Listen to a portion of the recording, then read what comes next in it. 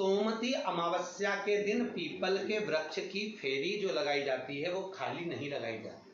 चाहे कच्चे सूत से लगाओ, चाहे 108 आप हल्दी की गठान रख लो, चाहे आप कमलगट्टा रख लो, चाहे आप सिंदूर की डब्बी रख लो, चाहे आप दाग चिरौंजी रख लो, पर 108 वस्तु होना जरूरी है।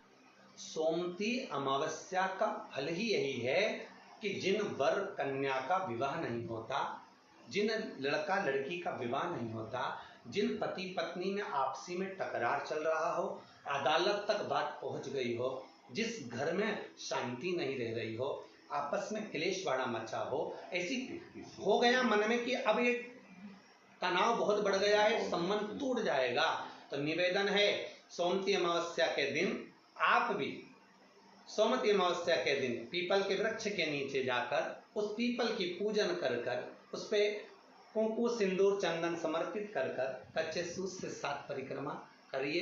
7 बने तो 7, वैसे तो 108 लगाओगे तो आपके जीवन में सुखता आएगी। और ये वो सोमवती अमावस्या पड़ रही है जिसको सोम पुष्प कहा जा रहा है, पुष्य नक्षत्र पड़ रहा है और 2 शनि प्रदोष है जो स्वयं भगवान शंकर के लिए शुभ है।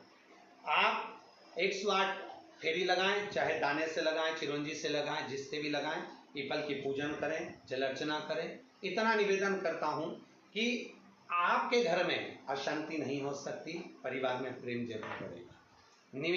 निवेदन है जिसके घर में क्लेश बहुत मचा हुआ है, या कोई पैसा खाकर चले गया, धन नहीं दे रहा, रुपया नहीं दे रहा, और बहुत मशक्कत कर लिए, हाथ जोड़ लिया, पांव पड़ लिया, रुपया नहीं दे रहा, तो काली तिल्ली को पानी में गला दीजिए और पानी में गलाकर उसको सुबह पीस लीजिए। सोमवती अमावस्या के दिन सुबह पीस लो, पीस कर एक कटोरी में उसमें पीला चंदन मिला लीजिए, उसको लेकर जाइए, 1 लोटे में दूध और जल लेकर जाइए, 5 बेलपत्र लेकर जाइए, शंकर के मंदिर में पहुंचिए, शंकर जी के शिवलिंग को, वो जो तिल आपने पीसी है उस तिल को आप मिक्सर में मत पीसना, हाथ में कूटिए, हाथ से कूटिए या कोई बेलन से या कोई वस्तु से उसको पीसिए और पीस कर उसका उपटन तैयार करिए, उसमें चंदन मिलाकर शंकर के शिवलिंग को समर्पित करिए, शंकर के शिवलिंग को लगाइए। केवल शिवलिंग को ही नहीं, भगवान शंकर की संपूर्ण जलाधारी पर, जहाँ शंकर भगवान की बेटी अशोक सुंदरी है, कार्तिकेय जी हैं, गणेश जी हैं, उस पूरे जलाधारी में जहाँ पार्वती मैया भी विराजमान है, पूरी जलाधारी को समर्पित करिए। समर्पित कर कर त्रिपुंड लगाइए, अपनी 3 उंगलियां उसी चंदन पर फेर दीजिए, फेर कर अपनी कामना कर कर बेलपत्र चढ़ा दीजिए, 5 या 7 बेलपत्र आपके भाव से आप शिव को समर्पित कर दीजिए।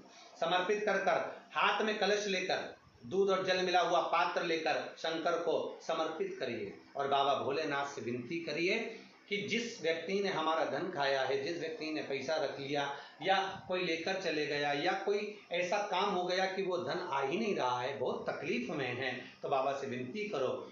मुझे पूरी उम्मीद है कि सोमवती अमावस्या इस बार आप जो कर रहे हैं, अगली सोमवती अमावस्या जब आएगी, इतनी प्रसन्न चित्त में आप ये पूजन करेंगे, वापिस करेंगे और पूरे परिवार समेत करेंगे। जब आपका धन आ जाएगा, वैभव हो जाएगा, तो आप वापिस उसको धारण करेंगे। फिर नहीं, और लिख के रखना, अगली सोमवती को फिर करना, जब सोमवती अमावस्या पड़े फिर उसको करिएगा, आपको फल अधिक मिलेगा। मेरा निवेदन, जिन कन्या और वर के विवाह नहीं हो रहे, वो सोमवती अमावस्या के दिन जाकर बाबा पीपल के पेड़ की फेरी अवश्य दें। 108 नहीं बने 7 अवश्य दें। पूजन कर कर, दिया लगाकर, घी का दीप प्रज्वलित कर कर बड़े आनंद में पीपल देव का पूजन करें।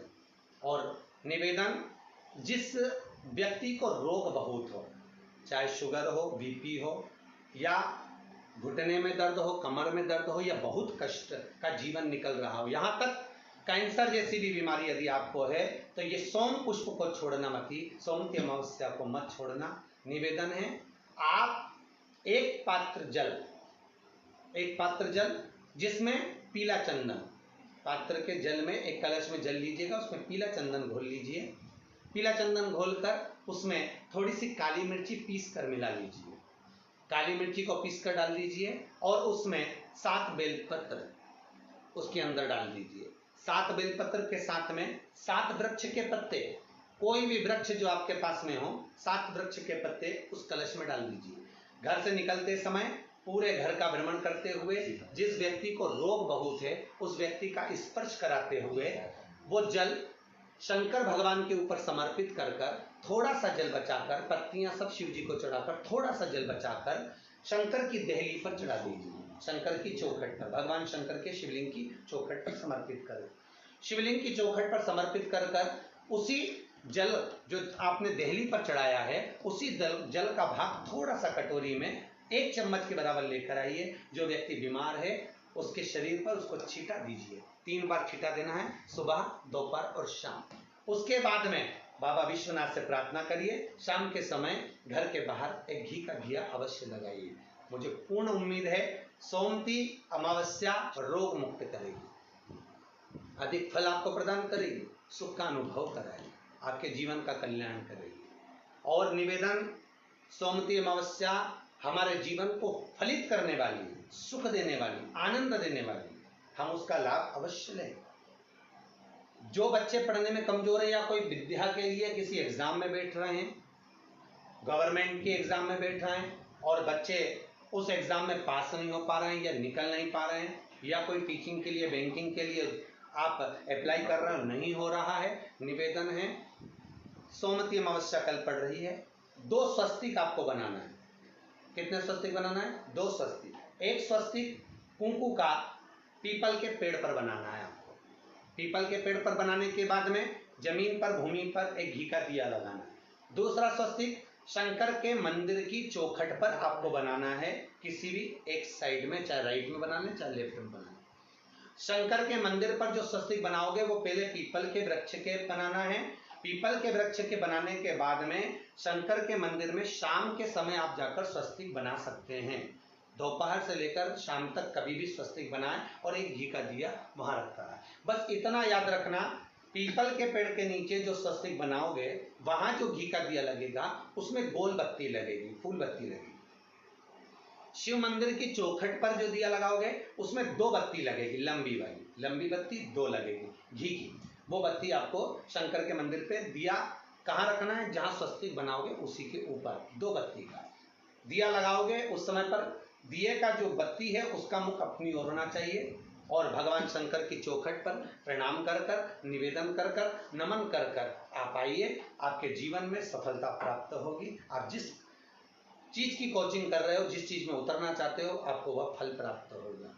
सभी जितने भी श्रोता भाई बहन बड़े भाव से रविवार का इंतजार करते हैं और प्रयासरत रहते हैं कि शिव चर्चा में हम पहुंचे, शंकर की कुछ चर्चा करें, शंकर को पाने का एक लक्ष्य तत्व प्राप्त करें।